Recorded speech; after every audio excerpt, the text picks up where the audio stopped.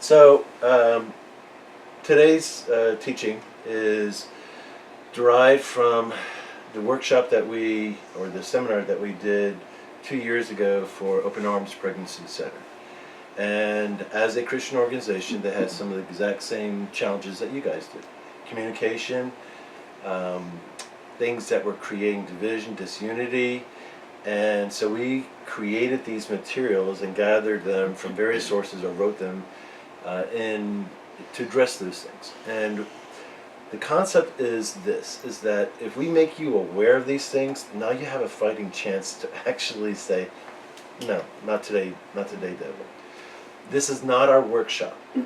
The workshop is what we started back in 2017-18, and that is exclusively focused in on making the case, biblical case, that God has a purpose for your life, and then for you to ultimately figure out what that purpose is. Those things that He has planted in you are not by accident. It's not something that you learn from your parents. These interests, abilities, and values, what the ladies were looking at last night as far as their design assessment summary forms, those things are uniquely part of you, just like your DNA is, just like your fingerprints are. And they're in you so that you can accomplish what it is that God sent you here for. Jesus is not the only one who is sent to earth for a purpose. Now, He performed a purpose that we can't. We're sinful, and we cannot, make the sort of sacrifice that Christ did on our behalf. So He did the work that we could not, so that we could do the work that we can. So that's what that workshop is all about. It is now all online, where you can actually watch it at your own pace. Those of you that went through the Firestorm event, that was a 2-day thing, I probably will never do another one of those again, because it's too much information. What we found out was it's just information overload, and I don't care how you're wired, it's just too much information. So the digital series allows you to hit the pause button and go, wait a minute, I need to think about that. I want to pray about that, or rewind it. What did he say? And so that is now all available online, and is something that you guys can do if you follow the links that Buffy gave you and go to our site, register for free. From there are 3 red buttons, and one of them says, get the entire digital workshop. You can figure out what you want. If you just want to do the assessments, there's a button there just to do the assessments, and that's what the ladies with the colored paper have, and that'll be used for team building going forward as part of the overall leadership plan, so that you know where to best place you, so that you will have the greatest possibility of success. Every member of the team is important and is necessary to accomplish God's purposes. And leadership can use this information to put you where you're going to actually succeed, and not put you up for a place where you might, struggle or feel like you're not in the right spot. Yes? Like, are we supposed to ask questions on your recording? Do you want me to have your face on? Oh, no. I was actually, I was just curious, do you know off the top of your head how much the online course is, if you want to do the whole 8 weeks? Yeah, so there's 3 monthly subscriptions, and they start at $39, $59, and $99.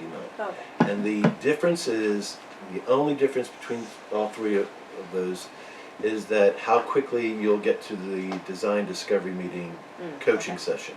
And that's where we do the 3-hour sit down with you, figure out what your purpose statement is, go over every aspect of your design, where the potential conflicts are. It's called a design discovery meeting, and that's the most expensive part of what we do.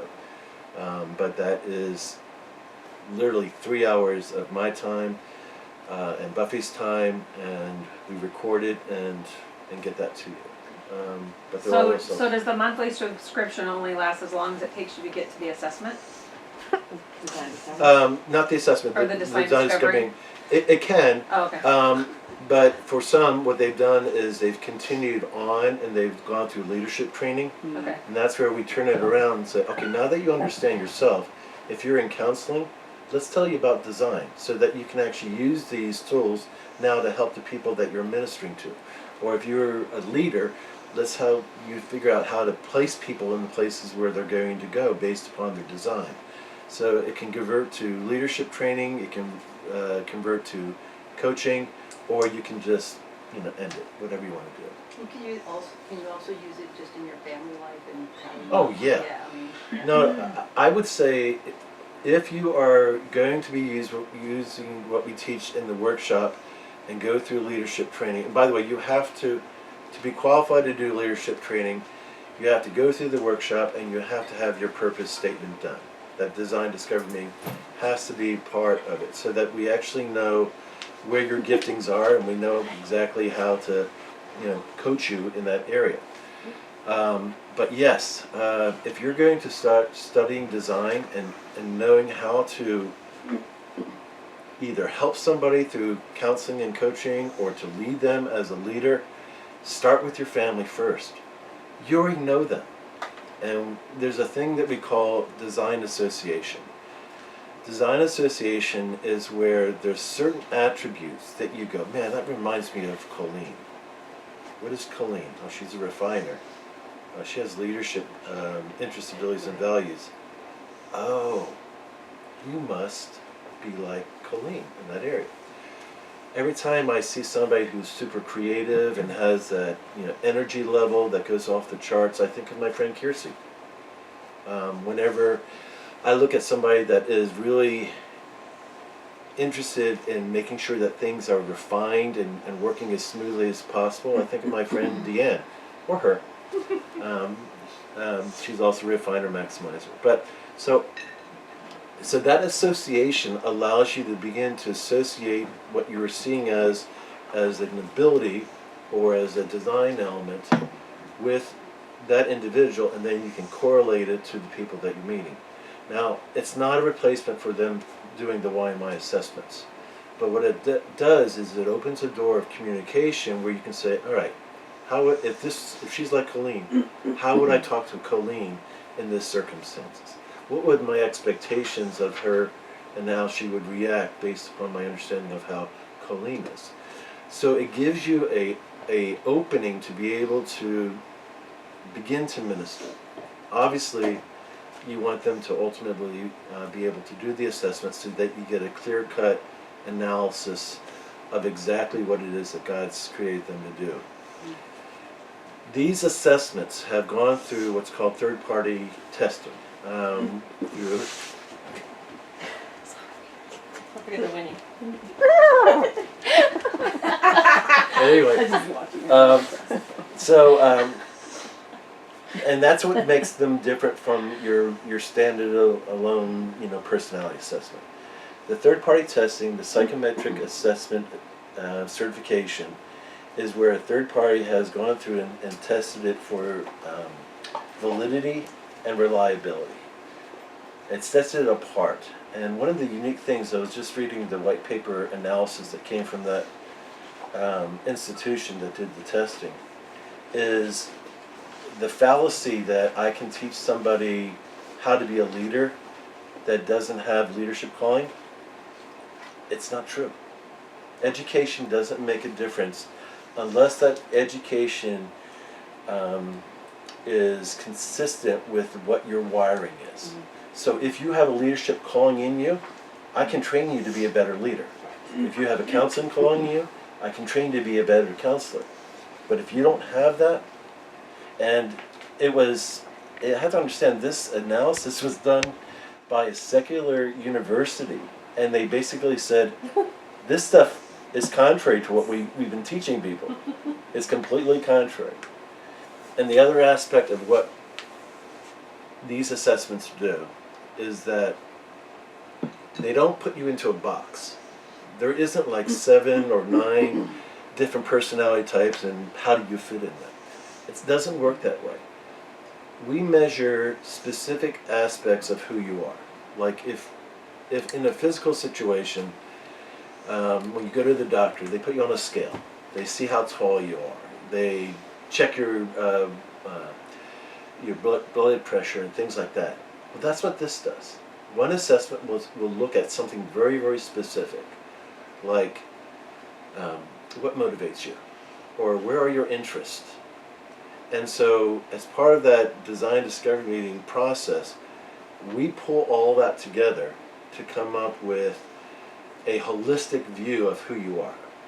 I've done hundreds of these personality design discovery meeting purpose statements. Not one's alike. There's some similarities, but just like your fingerprint, just like your DNA, God made one of you. And He made one of you to be able to do specific things. So if your giftings aren't the same as Aaron's giftings, it doesn't matter. Figure out what it is that God wants to do through you, because it's going to be just as glorious in His kingdom as what Aaron does or what Amy does and so forth. It doesn't matter who gets what. It's a matter of who you're doing it for and what He's going to accomplish through that. Anyway, the workshop is completely separate. We'll be talking about some things that are better explained within the workshop today, but it's just a different animal. The other thing that I'm doing is one of the things that we discovered through the workshop program and doing coaching afterwards is there isn't a discipleship program out there that is actually taking people and helping them figure out, all right, how do I walk this out? So I'm currently writing a book titled Why Discipleship Isn't Working, and it's to address this issue. And I will be developing additional assessments and other tools so that once a person understands what the purpose is, they can either use the book on their own and be able to walk it out, or if you're a coach or if you're a leader in a church, you can actually start taking people through this and lead them in the way that God created them, not in what your need is. You know, oh, we need another warm body for children's ministry. God, that just doesn't work. You know, and also if you've got a church filled with counselors, maybe you should really open up a counseling ministry. Just possible suggestion.